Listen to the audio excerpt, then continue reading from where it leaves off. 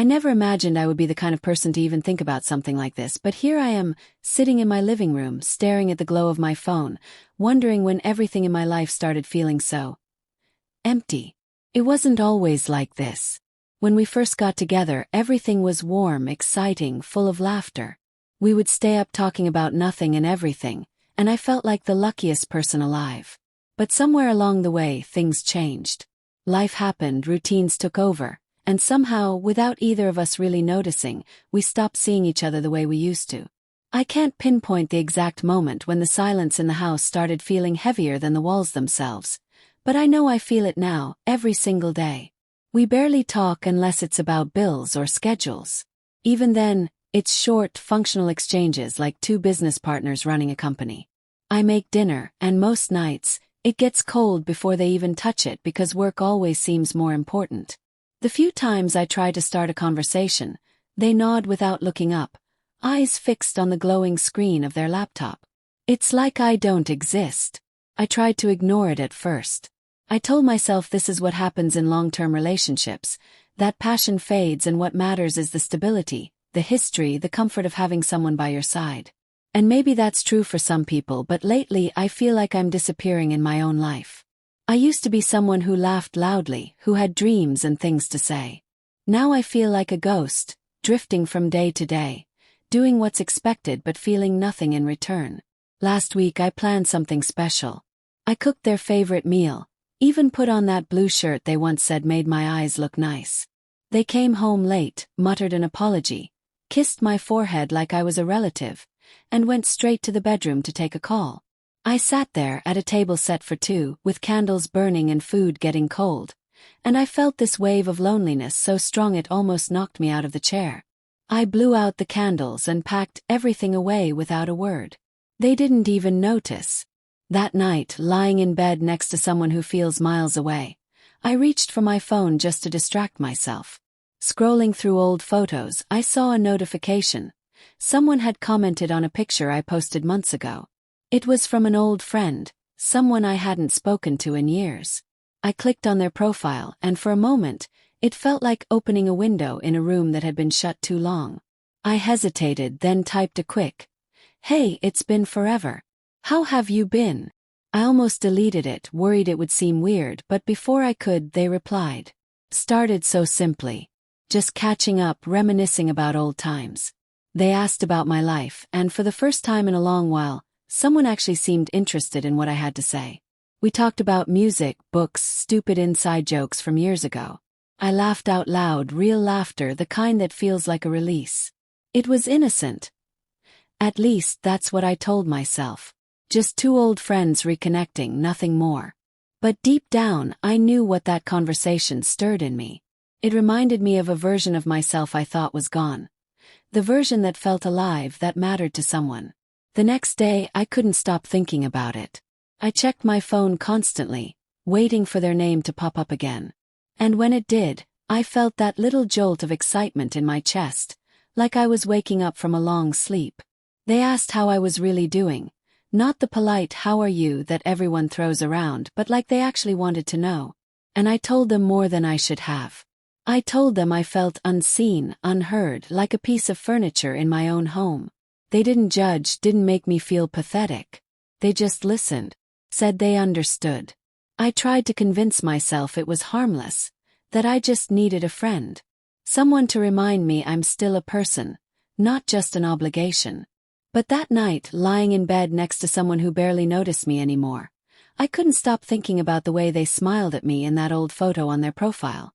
That easy, genuine smile that used to feel so familiar. And for the first time in a long time, I felt something I'd almost forgotten existed. The sense that maybe, just maybe, I wasn't invisible after all. And that's when the thought crossed my mind.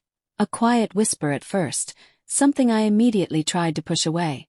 What if I let myself feel this again?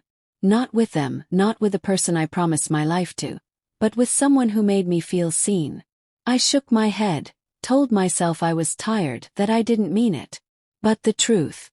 A part of me already knew I was standing at the beginning of something that could change everything. The next morning, I woke up before the alarm. I just lay there staring at the ceiling, thinking about our conversation. should have been nothing. A few messages exchanged with someone I used to know. People do that all the time. But for me, it wasn't nothing. I kept replaying the way they said they'd missed talking to me, how easy it felt, like no time had passed. It felt strange to be wanted in a world where I'd gotten used to being an afterthought. I checked my phone before I even got out of bed. Another message was waiting for me. Good morning, hope today treats you better than yesterday. Simple words, but they hit me harder than I expected. I smiled, an actual smile, the kind that doesn't feel forced. I typed back something casual, nothing that would seem out of line, but the truth is, I wanted the conversation to keep going. And it did. Through breakfast, on my lunch break, even while I was sitting on the couch later that evening pretending to watch TV.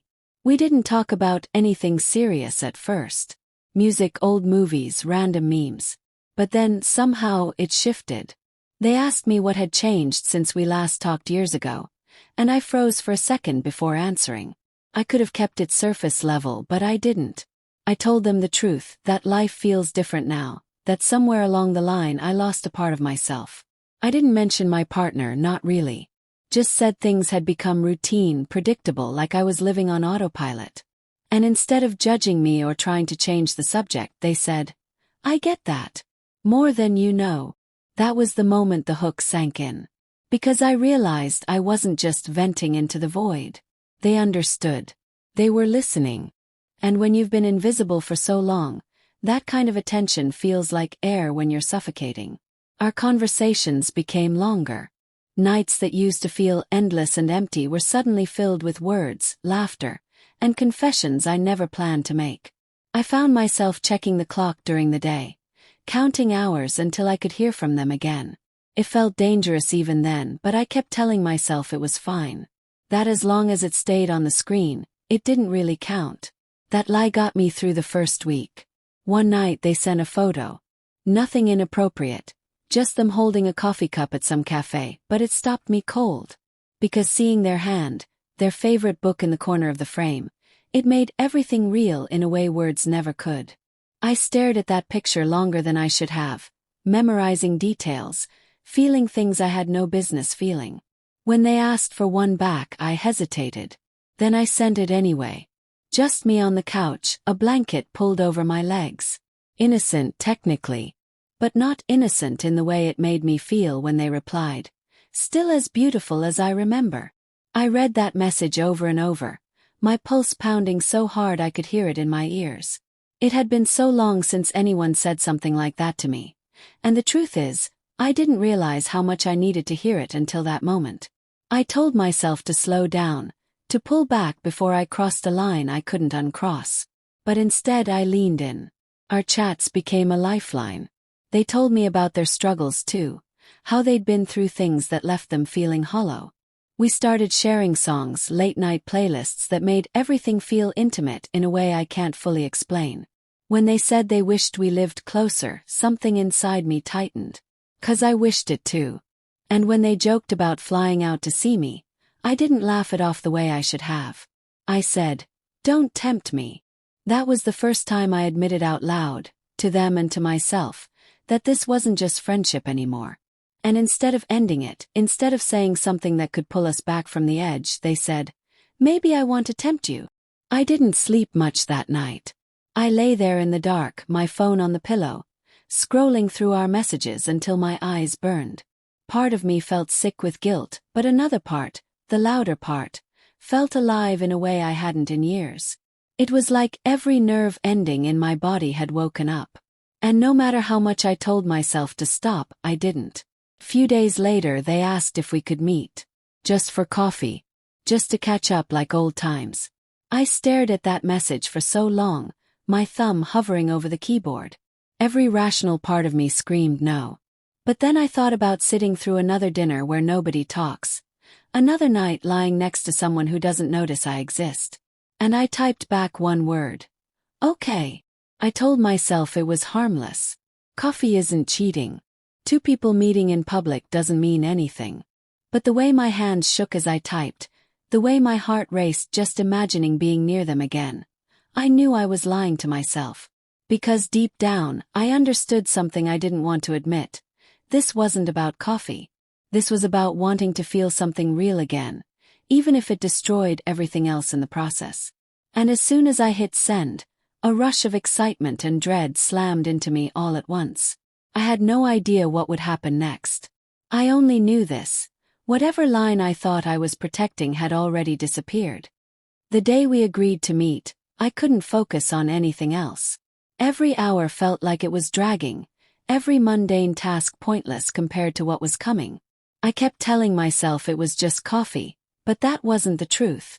Deep down I knew what I wanted, and I suspected they wanted the same. My heart hadn't pounded like this in years. That should have been my first warning sign, but I ignored it.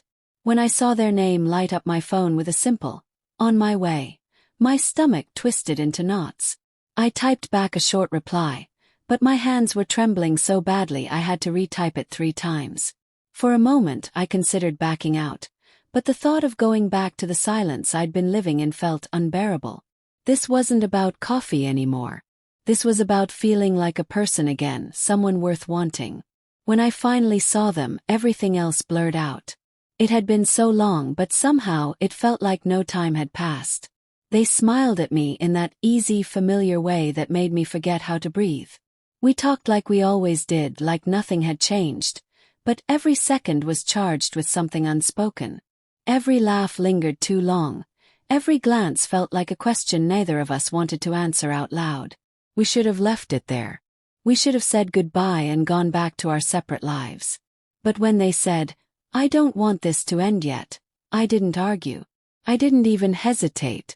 I just nodded like this had been inevitable all along. The drive felt like a blur. My hands gripped the wheel tighter than ever, my mind spinning with 1,000 thoughts I couldn't hold still. I told myself I was in control, that I could stop this whenever I wanted. But the truth, I'd already surrendered. The moment I agreed to meet, the moment I let myself crave this, the decision had been made.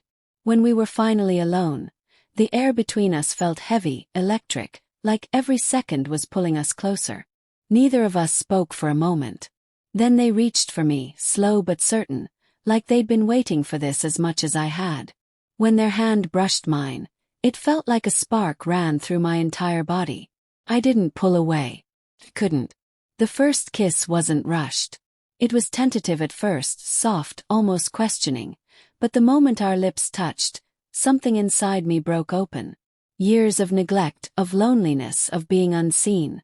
All of it melted away in an instant. It wasn't about lust, not entirely. It was about being wanted, being held like I mattered. I didn't think about the promises I'd made, the life I was risking. In that moment, none of it existed. There was only warmth, the sound of our breathing, the way their hands held me like I was something precious instead of something forgotten. I don't know how long it lasted. Minutes, maybe hours. Time didn't feel real in that space. When it was over, when the world slowly came back into focus, the weight of what I'd done hit me like a tidal wave. I sat there, heart still racing, trying to catch my breath while my thoughts screamed louder than ever. "You crossed the line.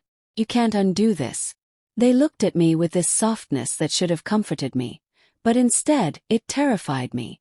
'Cause it made me want more. It made me realize that one moment wasn't going to erase the emptiness I'd been living with. It was only going to make it harder to go back. I drove home in silence, gripping the steering wheel like it was the only thing keeping me from falling apart. My chest felt tight, my stomach a knot of excitement and shame. I kept replaying everything in my head, the way they touched me, the way they said my name like it mattered. And then the crushing reality of what waited for me on the other side of that door. I walked in and saw them, the person I promised forever to, sitting there like nothing had changed. They asked how my day was, voice casual, completely unaware that I'd just set fire to everything we built. I smiled, answered something meaningless, and felt like a liar in my own home. That night, lying in bed, I couldn't sleep. I stared at the ceiling, every nerve still humming from what happened, every thought tangled in a mess of guilt and longing. I knew I'd made a choice I could never take back, a choice that would haunt me no matter what I did next. But the worst part wasn't the guilt. The worst part was knowing that, despite everything, a part of me didn't regret it. Part of me craved that feeling again, the feeling of being alive, of being wanted. When my phone buzzed on the nightstand, I didn't have to look to know who it was. My heart thudded as I reached for it, telling myself I shouldn't, that I needed to end this before it went any further. But when I opened that message, "I can't stop thinking about you," every bit of resolve I thought I had crumbled. Because the truth was, neither could I. And as I lay there next to someone who had no idea what I'd done, I realized something that scared me more than anything else. This wasn't the end. It was only the beginning. I barely slept that night. Every time I closed my eyes, the memory came back in vivid detail. The way their hands felt on my skin, the way they looked at me like I was the only person in the world. It was intoxicating and suffocating all at once. I kept telling myself I needed to stop, that this couldn't happen again. But every time I thought about ending it, I felt this sharp pang of fear, like cutting off the only thing that had made me feel alive in years. In the morning, everything looked the same, but nothing felt the same. I went through the motions like always, making coffee, answering small talk, pretending to listen. But my mind was somewhere else. Every word they spoke sounded distant, muted, like I was underwater. They smiled at me once, and I almost laughed because it felt like a stranger's smile. They had no idea what I'd done, no idea that the person sitting across from them wasn't the same anymore. My phone buzzed while I was clearing dishes. Just seeing their name sent a jolt through me. I shouldn't have opened it, but of course I did. I keep thinking about last night. About you. That single line unraveled everything I had tried to hold together since the sun came up. I typed and erased a dozen replies before settling on something vague.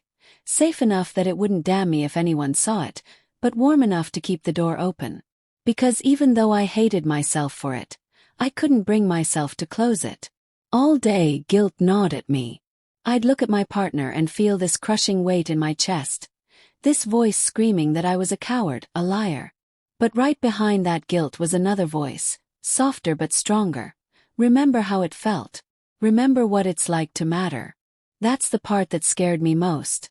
Not that I had cheated, but that I wanted to do it again. That after years of feeling invisible, I finally felt seen, and I wasn't ready to let that go. Later that evening, my partner reached for my hand on the couch. It startled me, like I'd forgotten what their touch felt like. For a moment, I wondered if they sensed something, if they were trying to pull me back. But even as their fingers wrapped around mine, I felt nothing but emptiness. The connection I craved so desperately before. It wasn't there anymore. And maybe that's because I destroyed it, or maybe because it had been gone for a long time, and I was only now admitting it to myself. When they kissed me goodnight, I kissed back out of habit, not desire. And as they turned away and drifted off to sleep, I just lay there staring at the ceiling, my phone glowing in my hand. Another message waited for me. Wish you were here. 7 simple words that sliced through every ounce of restraint I thought I had left. I stared at them until my vision blurred. I should have deleted it. I should have blocked their number, thrown my phone across the room, confessed everything, or at least sworn to myself that it was over. But instead, my fingers moved on their own. Me too. 2 words, and I felt the ground shift beneath me all over again. That night I thought about what it would mean to keep this going. The lies, the secrets, the inevitable fallout if anyone ever found out. I imagined the look on my partner's face if the truth came out, and it made my stomach turn. They didn't deserve this. They weren't cruel or abusive. They were just absent. And maybe I should have fought harder, screamed louder, tried to fix what was broken. But I didn't. I let myself drift into someone else's arms because it was easier than admitting the truth. I wanted to feel alive more than I wanted to keep my vows.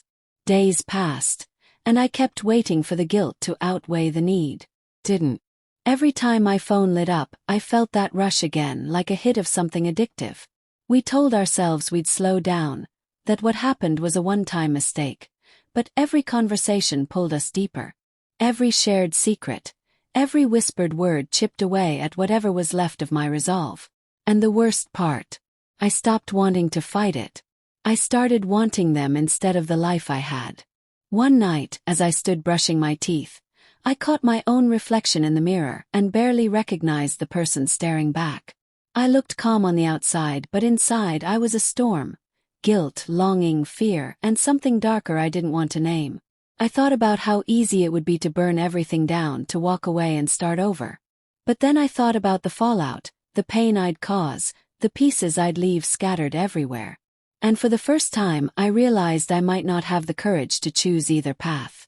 I was trapped between the life I promised and the life I wanted, and the longer I stayed in that space, the more it consumed me. Eventually, I turned off the light and climbed into bed.